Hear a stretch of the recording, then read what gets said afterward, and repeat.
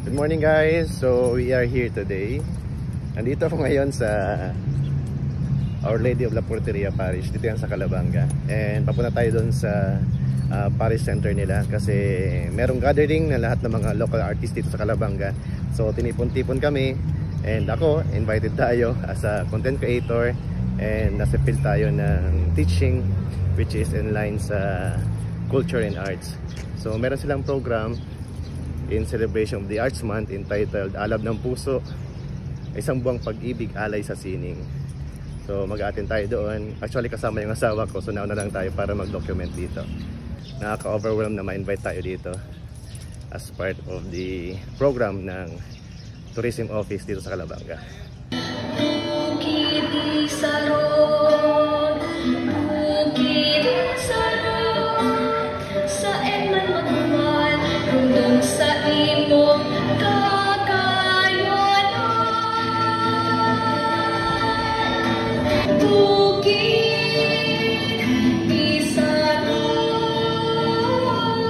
Kita niyo naman ang mga performers from Sambit. Kaway-kaway Sambit. Yeah.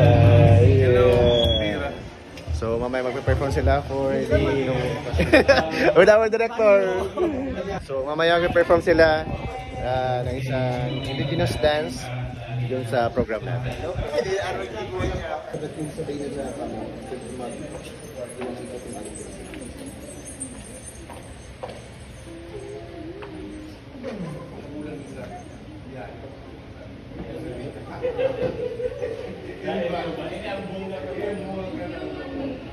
Sa puso't diwa, tayo'y isa naman.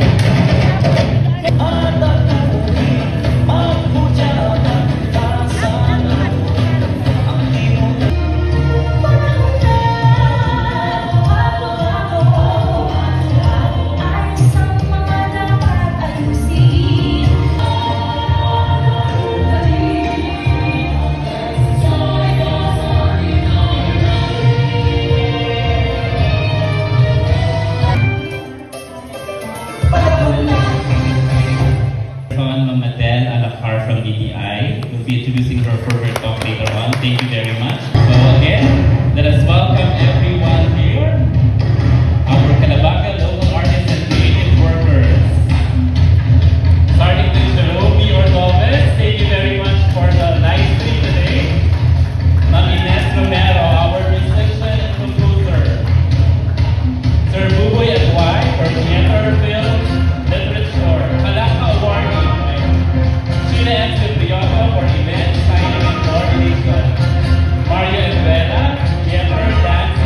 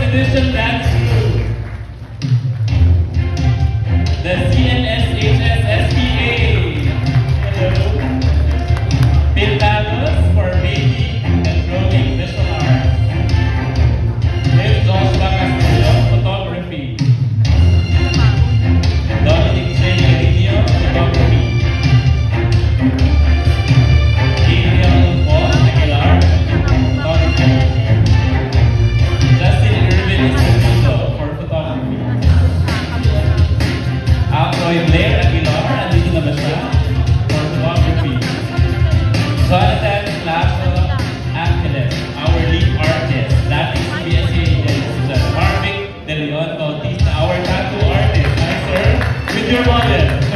Mian is spoken for Museum Cultural Science. Julie Libotan, Museum Cultural Science. And Angelica Ortiz, Cultural Science Museum, together with Lilian L. Ordonez. National Arts Month celebration through Presidential Proclamation number 683. And with that, of course, nagkaroon ng patuloy at tuloy-tuloy na pag-celebrate ng Arts Month that would definitely be becoming part of the sustainability of arts in the Philippines, but also in nation building. Makakatulong ito sa nation building.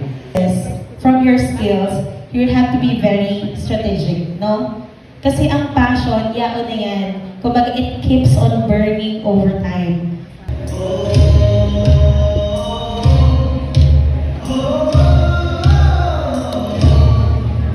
Ibaling bagong bibigyan o bagong tango ang tanan ni Arts, salamat po, makasot na palakpakan para po sa IDAS, sa mga organizers.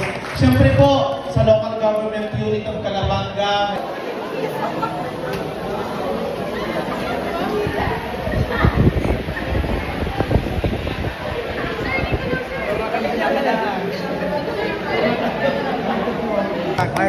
Party galore. Thank you so much. In-accommodate niyo kami. Thank you so much. 15 na iyan na lumuan. Sinurat about iniluman sa iyang ama. Pinasurat sa kuya, sinurat ko siya, pero kung pinacheck ko po kay Sir Agway, na-amazed ako kasi parang nahilig ko kadakulon pa pala na akong kulang na daikara. Ika ang sinasabing tunay na may bagsik ng bumibo ng mga milagro. Again, isang masigabang palakpakan po para kay Buboy Aguay and kay Ma'am Rose Ate Rose Ubanski. So for any one of you here who are composing songs and meron kayong original compositions, we will help you facilitate, kagaya nga ng sabi ni Ma'am Madel kanina, to have it licensed under your name, kagaya nito ngayon.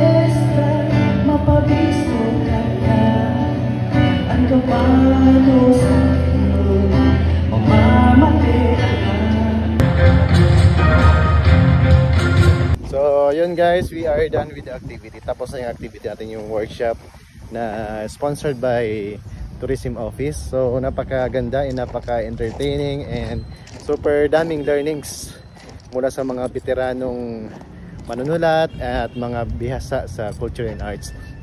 So napakagandang experience kasi marami ako nakikilalang mga local artists from Calabanga, and siguro magandang avenue din to para mas tumibay yung kultura at sining ng Calabanga. So congratulations po sa mga organizer and initiate ng programang ito, kasi normally hindi ako tumatagal sa mga workshop na maghapon, pero dahil sa sobrang daming learnings and napakagandang activity and workshop, nagstay tayo hanggang sa matapos. So again, congratulations po sa Tourism Office and sa lahat po ng organizers.